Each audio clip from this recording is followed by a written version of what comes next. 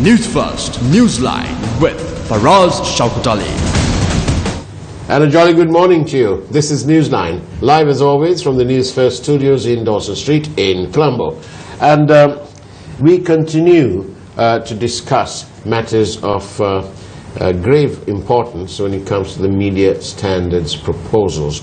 And we have as our guest this morning rather outspoken critique on various matters of national interest, and in so keeping we have Mr. Hemantha Kulasuriya, former diplomat and of course an eminent legal personality. Very good morning to you. Very good morning, Faraz. Good morning to you. It's nice to have you on board. So nice to be with you. Now, what has stirred your conscience? Yeah. Now about the Independent Council for News Media Standard Act. There is a provision in Section 8 where it says right not to disclose sources.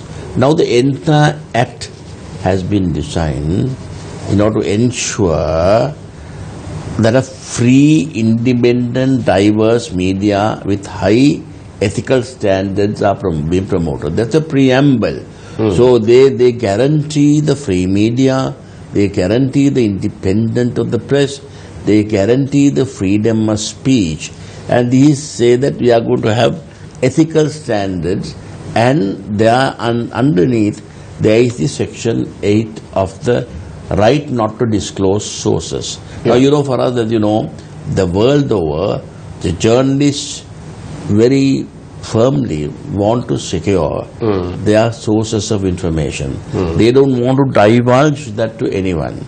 Now, but then there are also in various other countries in the Commonwealth, various legislations have been brought where they demanded the press to reveal the information in certain cases. Now I came across a case in Canada where they published an account of a sick child. The entire medical report was published. Now, for the reason was that they were trying to show the hospital was utterly negligent and the child died because of this negligence. And it's shown what is shown on the report. But the hospital went to court and wanted the right information. He said, we have no problem with the reporting, but this is a very, very private affair, confidential document that should not be leaked out under any circumstances. Right to privacy is something guaranteed in the Canadian Constitution. Right. The Supreme Court decided in that case to give the information, and they gave the information, and that person is sacked from hospital. So there are certain jurisdictions where this is being discussed. But here, what I feel is now here is a very broad section. You know, it says that the camouflaged various things under. Well, that's exactly the point. Yeah, use the right word. Yeah, my position is, provided that the Supreme Court may order a journalist to disclose a source of information, if it is established to the satisfaction of the court that disclosure is necessary in a democratic society in the interest of national security. Now, I have absolutely no problem for us. I don't think any liberal-minded person in this country will have a problem with that. Because the Sri Lankan media was guilty of exposing very important positions on national security during the war, which almost gave information to the LTT, and we have suffered thousands of them. Sections. Some sections. So that's not responsible journalism. But look at the other section. Or for the prevention of public disorder or crime. Now, what is a public disorder or crime? Now you have been responsible, you and the Sunday Times are responsible for exposing this bond scam, which have become a national talking point. Now, if you move to the very first day you expose this, they would have gone to the Supreme Court and said that it created public disorder and wanted you to give information. So this is actually words camouflage to prevent any discourse being made of the corruption of various other deals with the government and various other negativity of the government is exposed, you will have to, they will have to, they'll go to the Supreme Court, and our Supreme Court of deliberation would ask you. So this is very wrong. I believe every media institution should oppose the clause for the prevention of disorder of crime. Now what is prevention of crime? If you disclose something to prevent a crime, why should you disclose the source of information? Exactly. I mean, you are doing a great service to the country. They should give us all accolades instead of anything else. So therefore, I believe the intentions may be good, is camouflaged with words in order to prevent a real media freedom, and it's going to curb investigative journalism, which is very, very important fact. In this country, where there are allegations of corruption every day being made against every single member, most members of the cabinet and most members of parliamentarians, and they bring corruption which existed with the previous regime and also the present regime. So now you cannot disclose any of those things. So therefore, I think that is a section in which I feel the media. So up to the point of national security, national security. Yes, I think because the media is responsible. I don't think there is any war in the future. But still, but I want to interject here. In the previous government, in the previous administration, almost anything was deemed national security. Yeah, I believe that is precisely now. That is why the Supreme Court comes in. I think we have absolute faith in the present Supreme Court. Yes, excellent judges. So I don't think the judges are going to make directions. But Mr. Vanakula Surya, for these standards to work in a certain equitable fashion, we must have all the organs also in an equitable manner. For example, the members of this council, who chooses them? Yeah, that's right. Now the other problem I have is the Constitutional Council. I am very sorry to say this. I have been dismayed. I have been disillusioned by the work that the Constitutional Council has done. It has created more problems than it was. Now we are trying to propose a new constitution. Yeah. Now the 19th Amendment was brought in order to curb the appointing powers of the President and various other things. Constitutional Council came into force. Yeah. And then what happened? We were all complaining that the President Mahinda Rajapaksa was using his power and to appoint judges with political leanings towards Mahinda Rajapaksa. So the whole country thought it was bad. Now what happened today? Today, the politicians, the Constitutional Council should never comprise of politicians. It must comprise of independent people.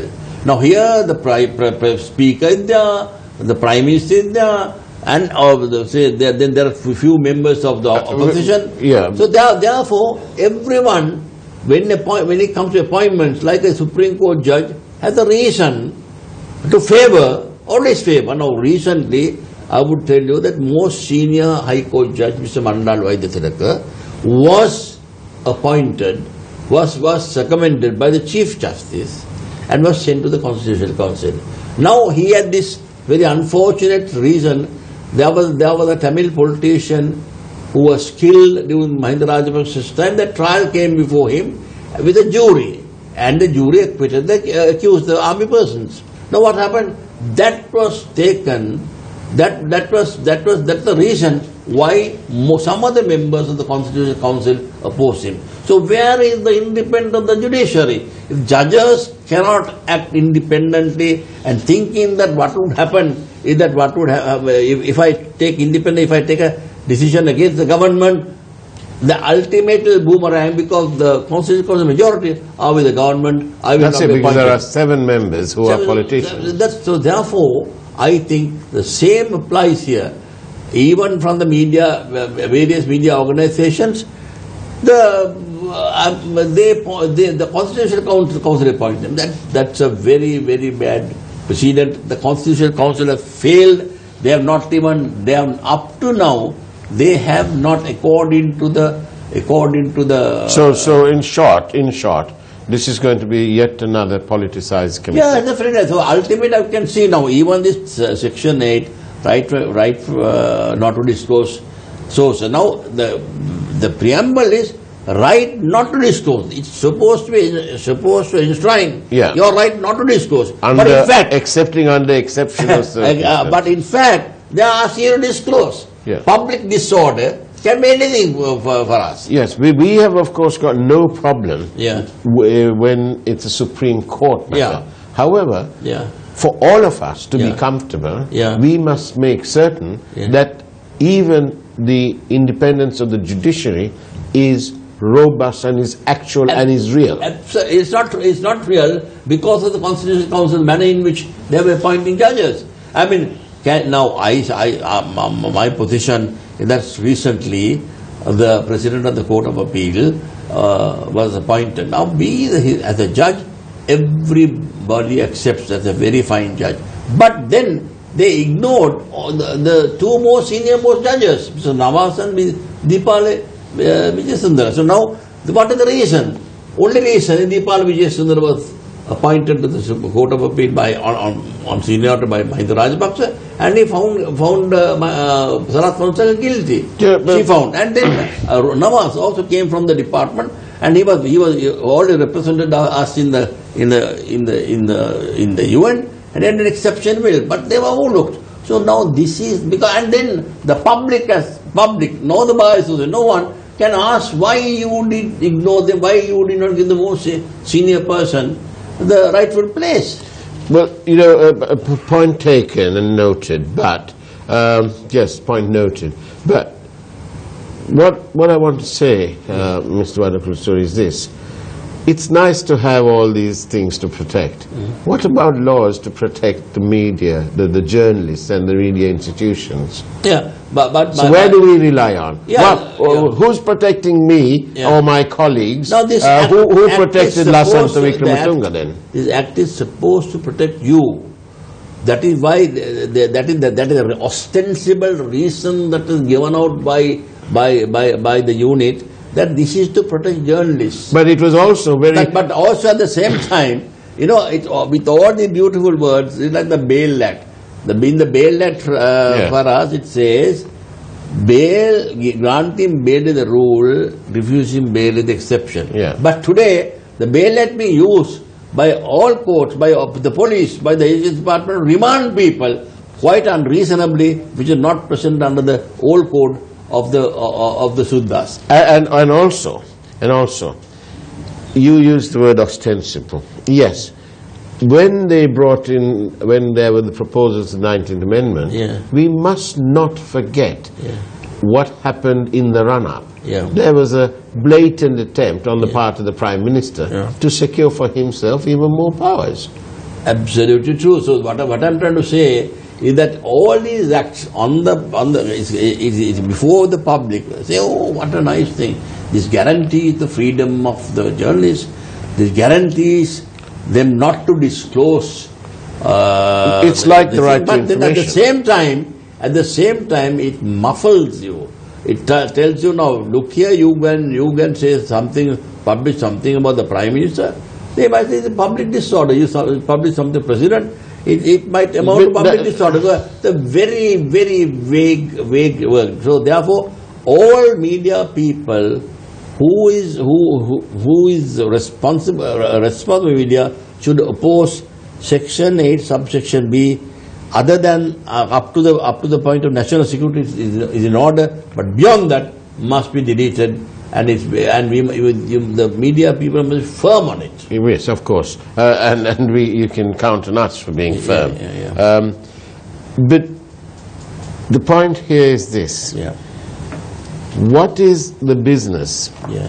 What actual steps are being taken to protect journalists and media institutions? We've been attacked. Well, where is the investigation? Lasantha Wickrematunge lost his life. Where is the investigation? Wasim Tajuddin. Right. Now, for example, I'm going to have to go back to this bond matter because I want to point this out. In the bond matter, an official of the central bank in dealing with the EPF matters, Saman Kumara, has been now interdicted. It's almost like, bolting the door after the horse gone. Right? But the person in charge of Mr. Saman Kumara is still in place. Right? But he's not in the central bank. They are investigating him. No, they're in the central bank. His boss is in the central bank, and he's the deputy governor, and he is still in position. And he's due to retire next month. I don't know how the investigation is proceeded and what actions the commissioners can take. But no, this is not a matter for the commission. Matter for the governor of the central bank. My position is, when it suits the government, they will try to cover up any fraud. They will not. The rule of law is only restricted to the phrase that we have learned in law college. This is what people have said in coming to power. But do you think no sensible, rightful thinking person would feel the phrase of rule of law was ever used when this whole huge, massive scam was exposed by the media? We must be thankful to the media for having exposed this, having taken tremendous risk of being sued, or being prosecuted, or being charged criminally. So therefore, ultimately, the public disclosure, the disclosure that you all made, has become such a turning point in the governance of this country. And up to now, as you say, only one person, a junior person, was interdicted, but the other person is still there. And the junior person's under oath been revealed the asset base of that junior person. Well, it's completely and utterly inconsistent with what he would have earned as a career central banker. He has some explanation for this, that it was family wealth and so on. But this family wealth didn't come to play until 7 years later, and a year ago, when the whole bond matter started up, he's now saying, oh, well, it was family wealth. I'm sure the Presidential Commission will go into all those details, and we wish them well. That's right. I have the highest faith in the two judges that have been appointed. Oh, we're not talking about that. What are we talking about? They will come out with a report is acceptable to all. But our quest for accountability and responsibility to hone in on who's responsible, unfortunately, there are serious attempts on the part of the government to derail that process of our quest for accountability. Because the person who should be accountable is the minister in charge of the subject of the central bank. And you and I both know who it is. Do you want to have a go at who it is? Do you want to guess? Mr. Ranil Wickremesinghe. He's the minister in charge of that subject. When he came into being in January 2015, they purposely, and it was a premeditated action when they split the finance ministry into three. One for himself, one bit for Ravi Karunanaike, and the third for Mr. Kabir Hashim. And we have seen serious allegations on all three sections of the Ministry of Finance since then. We may have to wait till the government is changed in order to bring rope in all those people. How can we? These Sri Lankan politics. Now, what has happened during Mahinda Rajapaksa's regime? Nothing happened. No case of file. Though he's claimed that he had all the files, and now only we are investigating. It's too late. I want to put it to you like this. Premeditated action, they split the ministry into three. One for Ranil, one for Ravi, and one bit for Kabir Hashim. Right. And guess what? He installs against much opposition in the cabinet from the president, from Dr. Rajat Senratna, from Mr. Patli Champika Ranawaka, not to appoint Arjuna Mahendran as the governor. The Prime Minister assures them that although he is a friend, nothing untoward will happen. And exactly what he said will not happen is what has now happened. And when we asked, the first weekend after the issuance of the bond, on this network we asked for the removal of the governor of the central bank on a matter of conflict of interest, that he should step aside. The Prime Minister instead came to Parliament and said in Parliament that it was he who was responsible. Faraz, we all know what happened. We all know who is guilty. I believe if the government, even after the Presidential Commission, the President does not take concrete action, even against, if it's necessary, in the highest official, then we'll have no alternative but to wait till change of government so that these people can be brought to book. But it's very unfortunate that corruption has come to stay. Corruption is being promoted. Corruptors is being protected. So this is the very unfortunate. That is why they say in this bill, public disorder and prevention of crime. Now I do not know why if a news item that is published is preventing crime, why should the sources be informed? I mean, prevention of you advance, give notice to the government of a crime that would happen. So prevention, so it's being prevented. Now this bill wants you to give information. Well, I don't know, but the journalists all over the world, some have even gone to jail. Then they will not reveal sources unless, of course, it is in truly and utterly speaking, truly in the national security interest. Then fine. And also, I would like to, there are certain positive things. Now, unfortunately, I heard various people speaking, this is in order to bring the media mafia into play. The people who have been defaming judges, the news. Well, those are all part of this foreigners' websites. So therefore, what is the action that you can take under this? They can't do There anything. is absolutely nothing. This bill only deals with the print media locally. But then what is being published? What is being published internationally? I mean, will they register? And if they don't register, what's going to happen? Are we going to take action against them? What is the action we are going to take? What are the penal offences they have committed? Nothing in this. So therefore, this is a very, very half-baked solution to the grave problem that people are facing.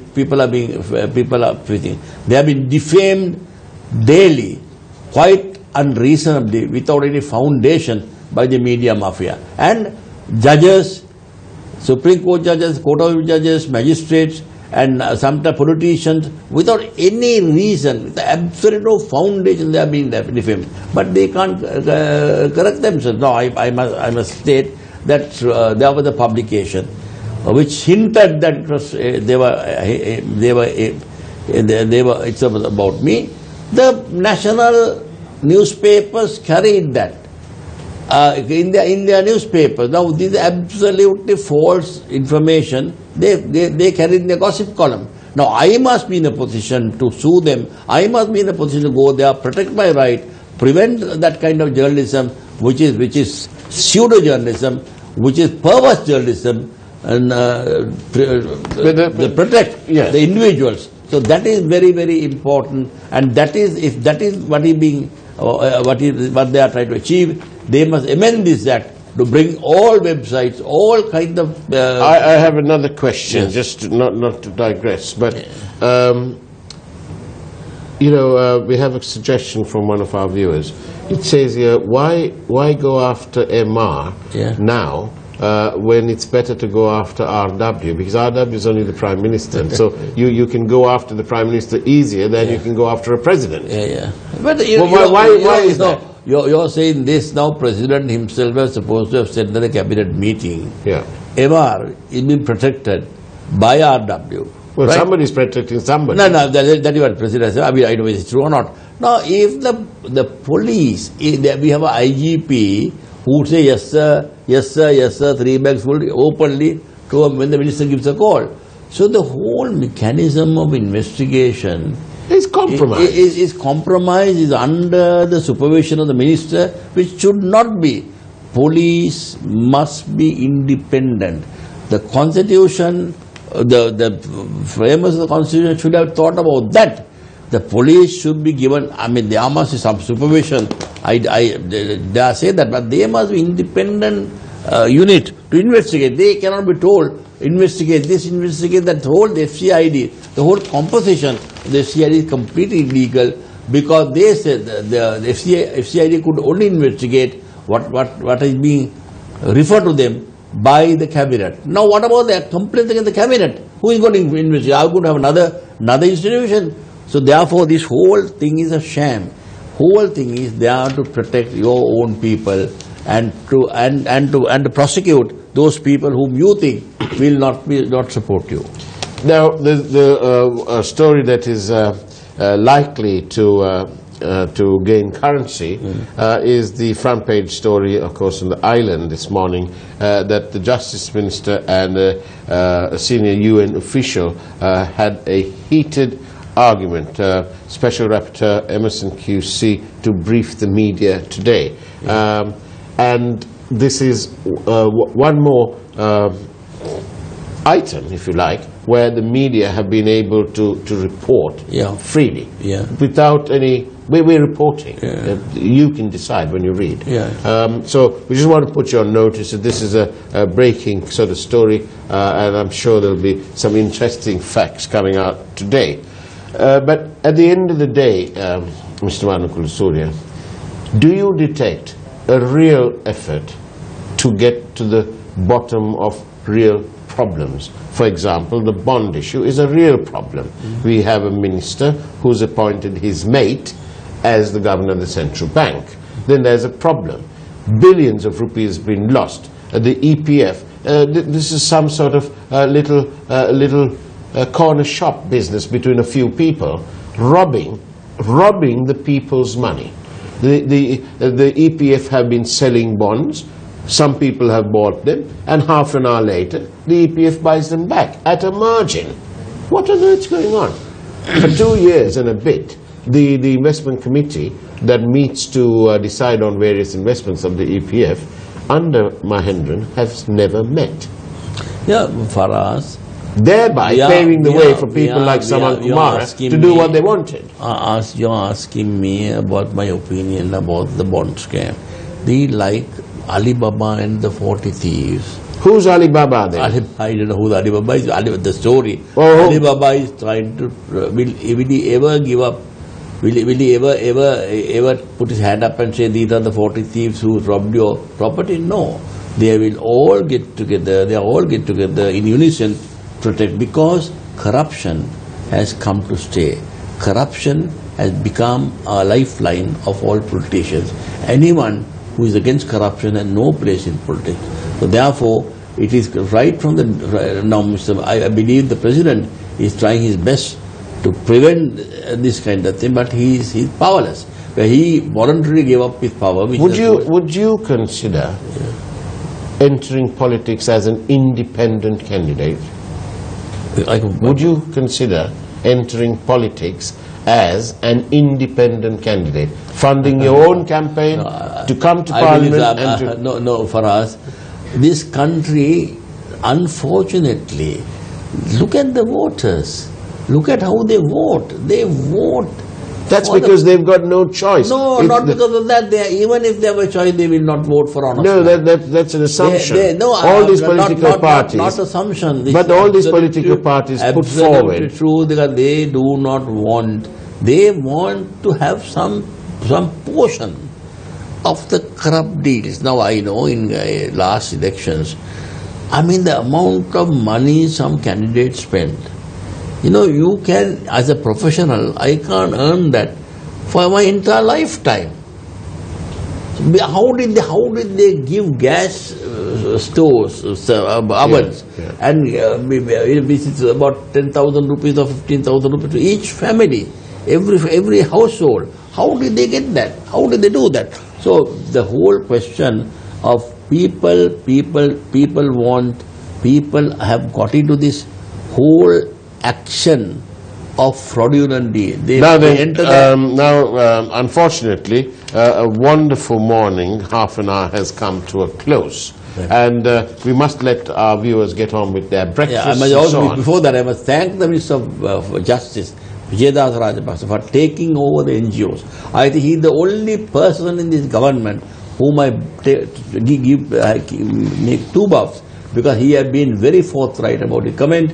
He has seen the problems. Wonderful. Thank you, Minister, for having not let us down where we voted for you. Thank you. Right, I could have sworn that I was the host of this show and not you. But anyway, thank you very much, Hemantu Anakulasuri, for being on the program. And it's been a wonderful morning. Thank you for watching. We'll see you same time, same place on Monday morning. In the meantime, take care and God bless.